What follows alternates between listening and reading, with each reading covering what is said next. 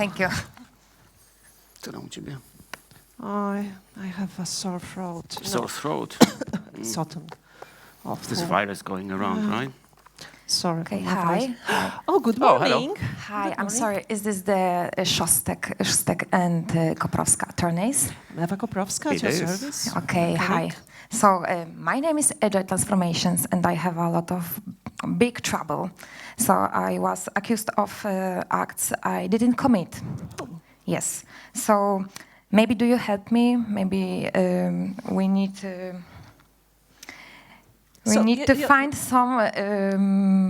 I understand. Okay, I'm so stressed because yeah. I'm scared that I'm going to jail. All right. So again, your name is. So my name is Agile Transformation, and I'm having a big trouble with this accusation. Okay. You know, there is a lot of harmful information about me in the internet.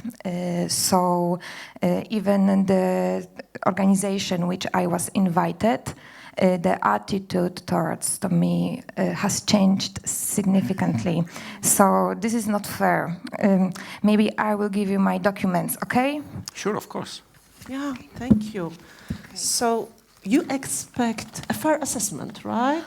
Yes, this is what I need, the fair assessment, because I'm responsible for my organization and what I accused for. Yeah, Would you help me? Of course. Of course. Yes. Just give us some time. We have to do a little bit of research to see what happened. We'll get back to you in like no time. Okay, thank you. Okay, I'll come back. Goodbye. Okay. Okay, so what do we have there? We need to check. What are we working with? Yeah. Ooh. Well, that looks serious. Perjury, so it's, I think, hiding inconvenient truth, something like this. Slavery in modern world. Wastefulness and kidnapping. Let's look at the charges. Yeah, let's go one by one. It's all right, it will be easier. It will be easier, yeah. Perjury. Due to the harmful presence of Agile transformation in victims' organization, we can see employees selling impossible deliverables, employees hiding delays and obstacles until the last moment. Have you ever seen something like that? No, it must be new. Management hiding truth behind smooth words, and Agile salespeople, that's interesting, promising short-term unrealistic effects of Agile transformation. What do you think about it? Yeah, clearly bogus, right? Yeah. I mean, especially 1, 2, and 3. Well, first of all, I'm not buying it, that because of her, it was introduced into the organization. Even more, I bet she was hired to fix exactly that. She claims to be innocent. Yeah. So what really is interesting to me is you hire someone to do a job for you. Apparently, it's not done, and you blame that on that person that you hired. That's ridiculous. I mean, how come it's... It comes. Do you remember, I have somewhere here. Oh, okay. Do you remember Virginia's SATIR change model? Yeah, Look at this. There was something like this. Could you refresh my memory a bit? You know, all models are wrong. True. You know that. But some of them are useful. And this is one I found very useful when working with cases like this. Because we have a natural phase of change in an organization. And this phase is chaos. It's over there. Mm-hmm. And we have a lot of difficult emotions over there.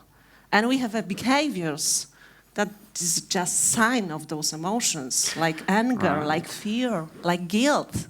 And the guilt could be put at oneself, but someone else could look for somebody to blame for the things that are already going on in the organization.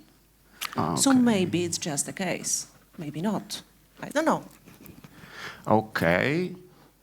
So the issue, but looking back at the charges, it still means that it is not her fault that this stuff happened at the organization. She might be a victim of it, maybe. And no. But looking again at the charges, especially at the last one, you know?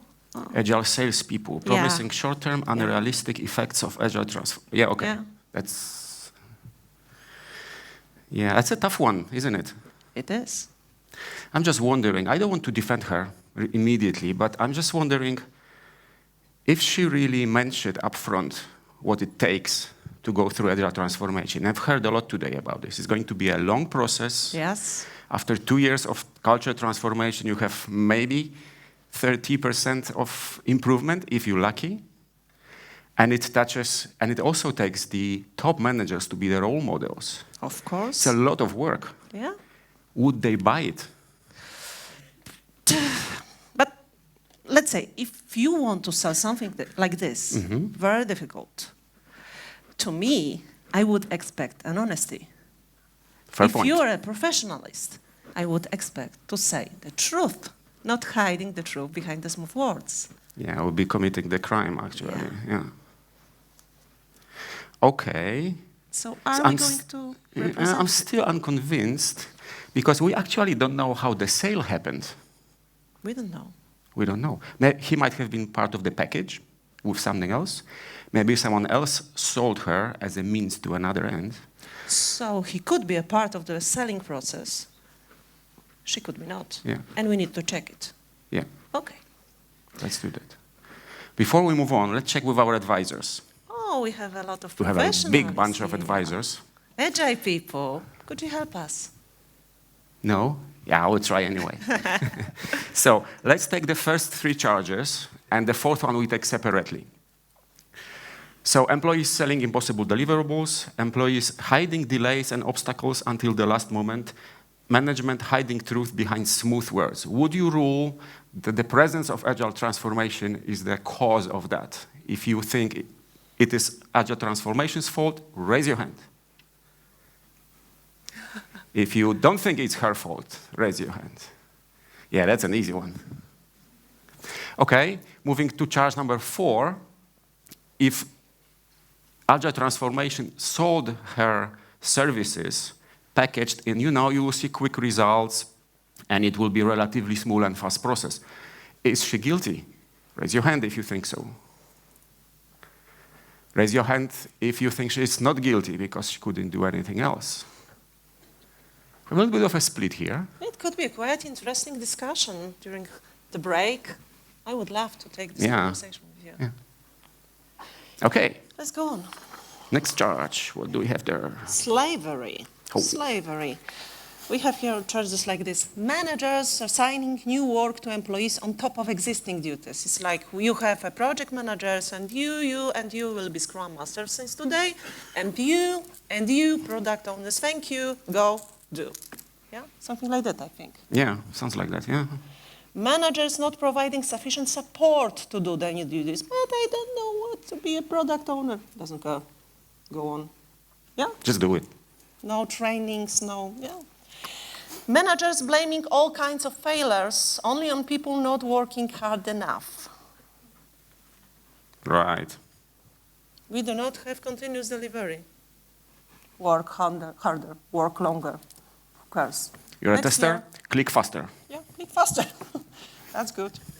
And managers setting arbitrary and unrealistic targets. Targets. Twice the work in half the time, This right? yellow book. I remember. Yeah, that was a Yellow good one. one.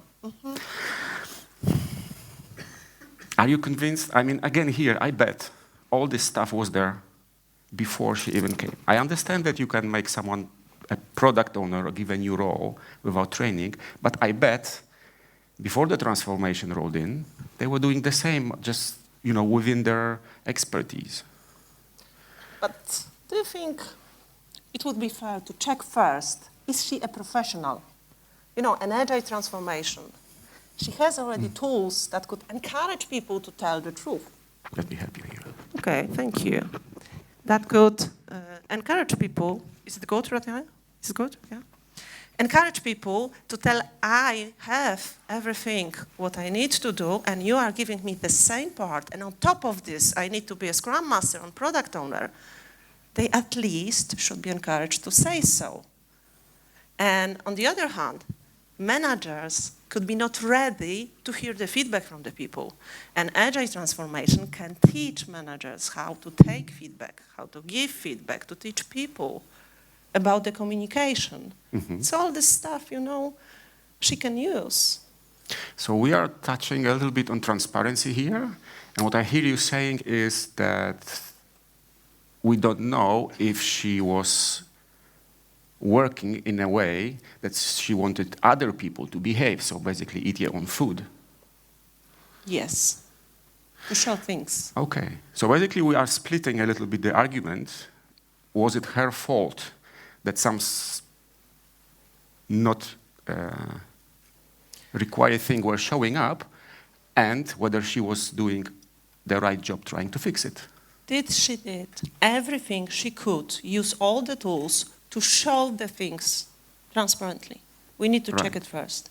If she did, if she was trying to talk to the managers, to the people, if she was presenting the practices she used, if she used her expertise. All right. Let's check with the advisors. I'm undecided on this one. So we're going to check with you all 4 counts at the same time, but assuming she was a pro. So the question is like this. Suppose for a moment that we do our investigation and she turns out to be pro, she did everything really well, right? Is it her fault that this kind of behavior is in that company? If you think it's her fault, raise your hand. Okay, 2 hands. If you think it's not her fault, raise your hand. Almost unanimous. Okay. That one was easy. Let's go for another one. It's wastefulness. Oh, yeah. Your favorite, isn't it? Always. Yeah. Managers taking forever to take decisions and taking decisions too late. Employees not sharing critical limited resources and having unfair rules of sharing. And managers providing too little resources and installing complex and time-consuming procedures on the critical path of success. It's like, you know, this engineer in the, you know, the place when we were in Europe and he was sent to the United States without the roaming. Yes. Penny wise, pound stupid. I hate it. Anyway, because I hate it, it starts to bother me.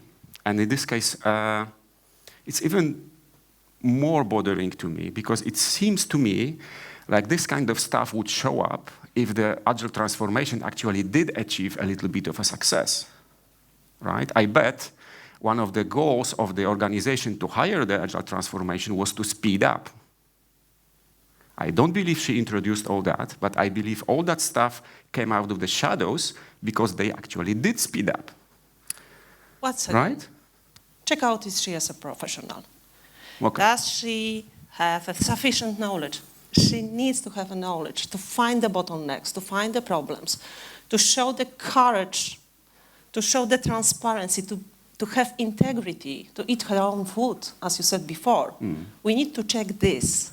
If she is a professional, if she is giving an advice, and those things are still going on this way, it's not her fault, in my opinion. But Yeah. let's ask advisors. Let's check. So we're splitting again here whether she caused it or did she do everything to fix it. So I'm going to ask you only about the first question. So if you think she is guilty of all this stuff showing up in a company, raise your hand. If you think it's not her fault, raise your hand now. Yeah, this is again. Okay, the last one. Oh, last one. Yes. Okay, 4. Kidnapping. Oh. Kidnapping. Yes, it's against Agile transformation, you know? They Okay. said she kidnapped resources from the rest of the organization and therefore endangered the daily operation of the organization, of the victim's organization. That is serious. That is serious. Right? I've seen it actually quite some time ago, something very similar, and it looked on the outside as if the Agile transformation went for the sexy stuff, for the new features, for the new and shiny technology when it started in IT, but she was effectively pooling people and time and resources, because people and resources are different things, from the basically daily operations, and it was really endangering the running as business as it was. Yes, she is teaching product owners to identify stakeholders. Does she, Agile Transformation, identified her product owners, her stakeholders? Does she identify stakeholders' needs? Does she know what she is for here? Yeah. What's the reason she was invited into? How can you teach product owners to do a backlog and prioritize it by value if you don't do this the same for the goals of the whole transformation, right? Insufficiently. How can you teach product owners to be transparent with the product backlogs if you do not have a product backlog for a transformation? Insufficiently. Yeah. You know what, when I think about it, if she really didn't take care of that, I don't know if I can defend her. I think she would be found guilty. Let's check with the advisors. Yeah. Let's check. Okay. Dear advisors, if we do the research into what she has done at the company and we find out that she actually didn't check the whole organization goals and needs and all the stakeholders and prioritize her work and chose and prioritized her work accordingly, would you find her guilty of endangering the organization? If you think so, raise your hand. If you think it's not her problem, raise your hand now. Okay. Pretty conclusive majority, I must say. Agile Transformation asked for a fair assessment, and I am not ready for a fair assessment. No, neither am I. I need some kind of categorization of those charges before. I prepared something like this. On the one pile, you have things that I think are obstacles for starting, for being in the Agile Transformation. On the other pile, you have things that are the lack of professionalism in Agile Transformation people. Right, yeah. So maybe it would be easier to work if we divide it into those two piles and if we address those two piles differently. Mm-hmm. What do you think? I think it makes total sense. And I am still not ready for a fair assessment. Can you help me if I am an organization and I want to start an Agile Transformation and I want to do it better without the harm for my people? What should I do? Well, from the evidence that we have seen, it seems like the easiest way, or the safest actually, and probably also the cheapest way to go is to go in phases, right? So the pile on the left-hand side, the long one in our case, is something that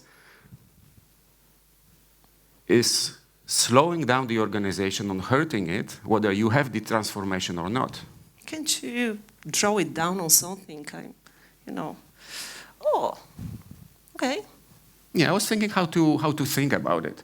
So we have these obstacles that are hurting us anyway. We bring the transformation with some goals. One of them will be definitely speeding up our value delivery. And those aspects are ingrained deeply in the organization. When it moves slow, when we speed up, they will come to light even more, and they will be even more visible. Probably more, maybe not more hurtful business-wise, but it will be definitely more hurtful to people, to their motivation and a will to put in hard work. So the first step seems to be just check if you're ready for it. And if not, maybe it pays off to get at least the issues that will become very visible on the table. It's probably not possible to fix them up front. Okay, we have an open transformation about obstacles. Yeah. We have transparency. Of course, we didn't fix everything. It's impossible and it's costly. What's the next step?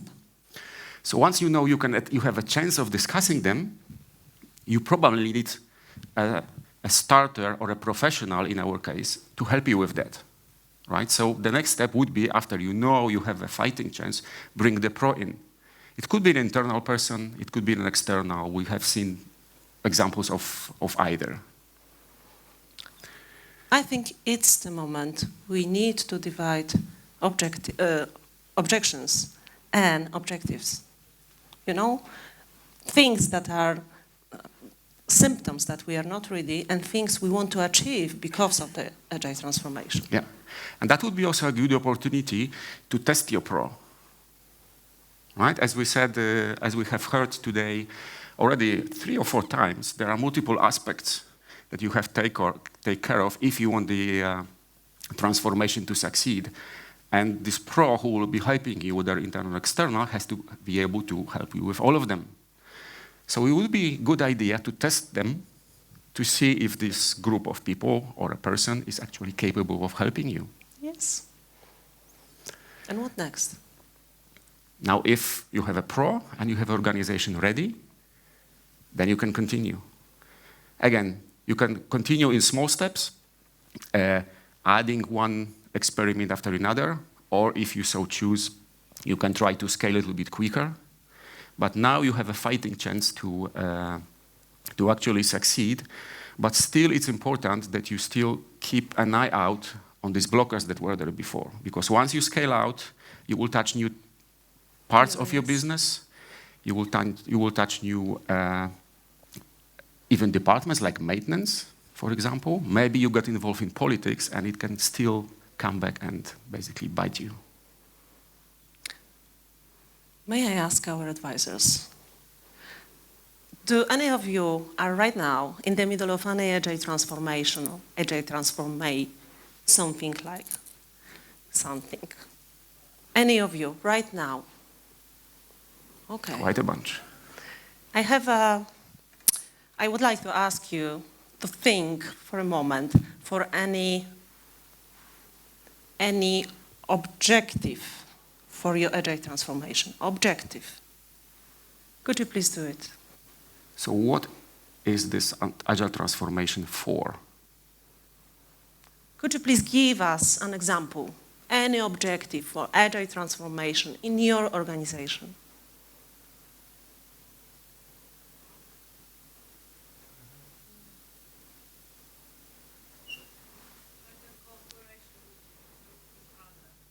Better cooperation with others. That's a good start. We can do a lot of it. We can look for alignment. We can try to measure it, etc., etc. And talking about the readiness, do you have any obstacles, any problems that you want to fix before to start scale your Agile transformation? Obstacles. Can you think of any?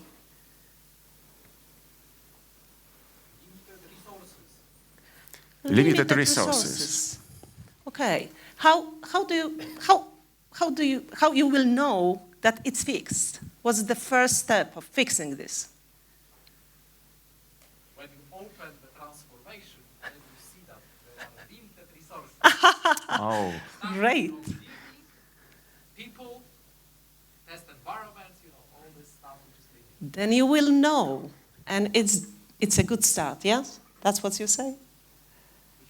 When you need to start to know. Okay, so what he says is once you start it, you will see that actually you have all these limits in place. And before you start it, you might not be aware of this. Is this what you're saying? Okay. Thank you very much. I think we can stop here.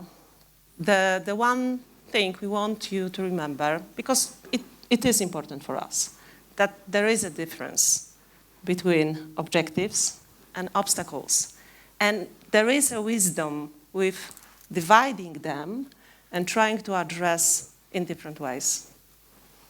So we wish you luck with fixing the obstacles and with achieving goals of your Agile transformation. Thank you very much. Łukasz Szóstek, Ewa Koprowska. Aleksandra Lysy, Agile transformation. Come on, take a bow with us. Lights, I know. Thank you. But I'm still not ready for assessment. Questions? Yes, we have 3 minutes before the coffee break, so Everybody wants coffee. Oh no, he's running there. Yeah, there is a question. My question is like, what do you find in the situation when you do not have the resources to find your pro? So the question is, what do you do if you have no resources to find your pro? If you are starting small, how pro do you need to be to just start to do anything, right? These days, I would say, if you care about it, maybe you are the pro. But maybe you are not ready to take, try to run the transformation of the whole organization. But how about your team, even if you are just a developer? Right? We have actually, quite a few many years back at Agile Warsaw, we have a number of very short talks, like 15 minutes, no less, like 10 minutes, and and the theme was bringing Agile through the back door. Yeah. Amazing stories. You can find a pro within your organization. It could be internal, it could be external. We saw many intelligent examples of categorization of approaches to agile transformation. We saw this and this model, yeah? So if you find your objectives, you will concentrate on the certain first step. You will look for the certain pro, yeah? It could be different person. Once you show them the value, they will find money for the pro.